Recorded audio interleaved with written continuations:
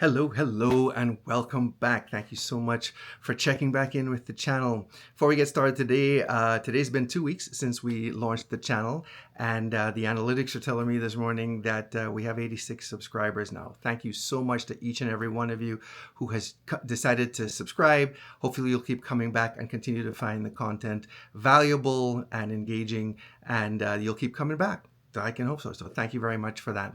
But let's jump into today's topic. I miss my work colleagues. Now what? As you know, recently retired, I am still adjusting to this retirement life, and it has just been interesting the kinds of things that crop up. Now, in about 7 weeks into retirement, I miss talking to my folks that I used to talk to, on a daily, sometimes multiple times a day basis.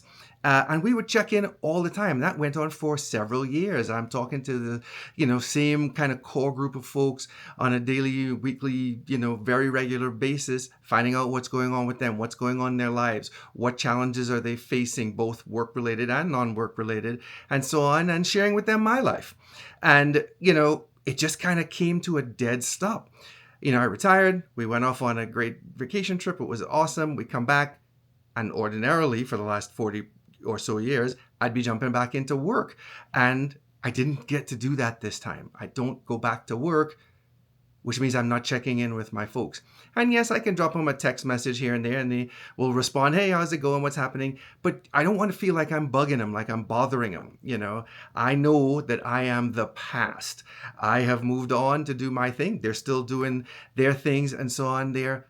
But how do I fill that void? I miss talking to them. I miss interacting with them. And like I said, every now and then you get a little check-in, but it's not the same. It's not the same. And I want to acknowledge that it's not the same. So what do you do? What do you do to kind of fill that void?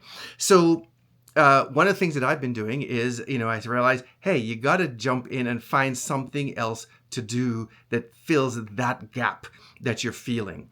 Now, I think I said before, for the last several years of my career, I worked remotely. So it means I was accustomed to interacting with the people that I interacted with on a regular basis over online, through our computers and cell phones and so on. And that continues today. So how can I find something that fills the void? You can look at one of the things that really popped into my mind was social media. So your Facebooks, your Instagrams, Reddits, Discords, etc. Those are things that will be able to jump in and assist you in filling the void. And that's been working for me. YouTube, just, where we are right now.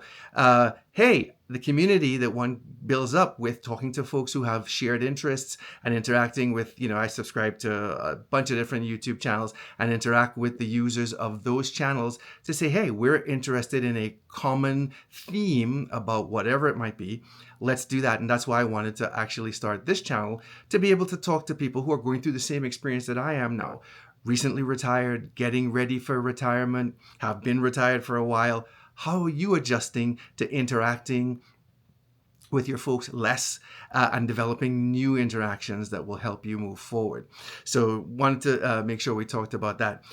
The sad reality is that many of us will quickly lose contact with our work colleagues.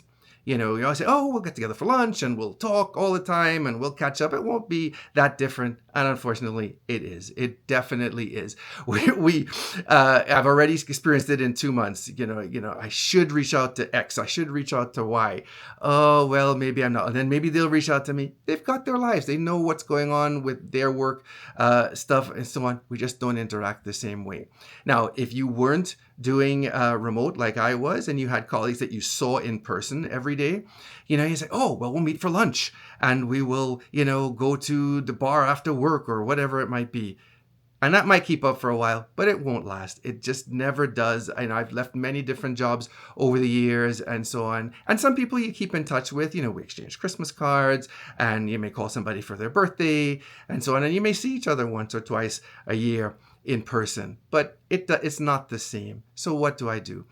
I realized very quickly that I've got to work on creating a new core group, a new social group to interact with. And that can be anything. Some of the things that I have explored and things that you might want to think about are, a photography club, a car club, a book club, My wife brought home some information the other day about a senior center. I'm like, well, that's for old people. That's not for me. Well, that's where retired people can hang out and socialize and get to know each other and share an interest with them. Whether it be a fitness center or just a senior center where you play cards or, interact and talk about shared interests or whatever have you, can be very interesting. But, you've got to make it to a point where that is something that you are actually taking the time out and proactively going out and doing. You've got to replace that. We are social beings as humans. And if we don't take the time to go out and do that, we can get very isolated. And isolation leads to depression, leads to all kinds of really bad things. So we want to make sure that we take steps to make sure that doesn't happen. Throw yourselves into something that really piques your interest. For me right now, it's this YouTube thing. I'm really excited about it. I'm saying, yeah, let's go in and do that and explore and see what that's all about. And I thought, well, I've been using YouTube for 10, 15 years. I know what there is to know. Not as a YouTuber, somebody actually generating content and going out there and actually trying to establish a community and so on. It's a whole different ballgame. And it may be something that you find interesting. So, jumping out there and starting your own channel about finding folks that are similarly interested in the kinds of things that excite you, the kinds of things where you maybe have some expertise in, so on. So getting out there and doing that, absolutely something to pursue. Hopefully at some point way in the future on this channel, we'll talk about, I for many years was very interested in getting a 67 Mustang. And I've had that dream since I was 16 years old. I want to get a 67 Mustang. I bought a 67 Mustang 3 or 4 years ago, and it is sitting in the garage.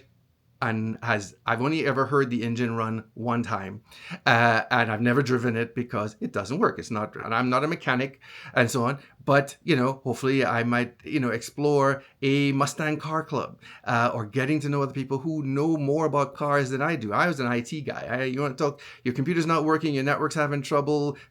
I'm your guy. I can talk to you about that all day long. But cars.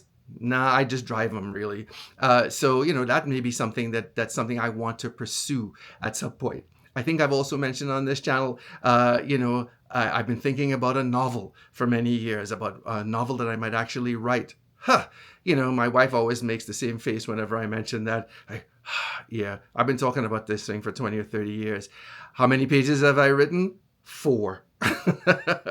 So, maybe that's something else to do there. But you've got to find, my point being that you've got to find things to occupy your time, to help fill that void from missing your colleagues.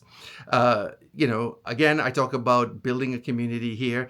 And that reminds me, I've got to do the requisite YouTube thing. Please, if this is something that you're finding interesting, like, share, subscribe, and leave me comments below as to what's working, what's not working. It always sounds to me when people do that like they're doing an ad and so on. And I guess in some regards I am. But that's how you grow channels. That's how people indicate their interest. It tells me as the content creator, you're doing the right thing. Keep doing that. Or, hey, please feel free to tell me you're doing the wrong thing. And I take constructive criticism very, very well. And if this is not serving that need, let me know. We'll modify. We'll go forward here. But for right now, I'm proceeding along here because I really think that this is the way I want to go. So, help me make this better. See what else I have on my little notes here. No, did all of this here already and so on. Of course, as we've gotten more comfortable with online connections, don't forget the old tried and true face-to-face connections. If you're spending a lot of time online like I did for much of my career and that I do even for my hobby and personal interests and so on, get out of the house, go do something in person, whatever it might be. One of the things that my wife is heavily involved in, and I hope to get more involved in, is volunteering. Go and help with things that you have some expertise in, be able to bring and give back to your community in some way, and develop new social connections. Whether it be volunteering for tutoring assistance or starting a class on something that you know how to do and helping other people learn learn those skill sets. Helping, if you've been in the business world like I have been for a long time, helping people with resume writing and people who are at different points earlier in their careers. But it will have the side benefit of helping you develop that community, helping you develop those social interactions to help replace the void being left by missing your work colleagues. The key is to actively push yourself to get out there and get involved in things that excite you and things that you have an interest in being able to do and to be able to contribute to helping others be better and move themselves forward. Past 2 or 3 years, I was very heavily focused on preparing for retirement. And within the past year, I began to think more and more about what it would like to be actually retired. Now I'm there. One of the things that's catching my interest, this YouTube channel. And I'm trying to be in it for the long haul to make sure that I can contribute and I can add things to other folks to say, hey, here's something to think about. If you're going through this experience of being a new retiree or just about to retire or whatever, here's some folks with like-minded focus to help you navigate that and not go through it alone. It's very important to me that I wasn't going through it alone, and this is an outlet that allows me to be able to share with other folks my experiences and what I'm going through, the doubts, the questions, the concerns, what's happening.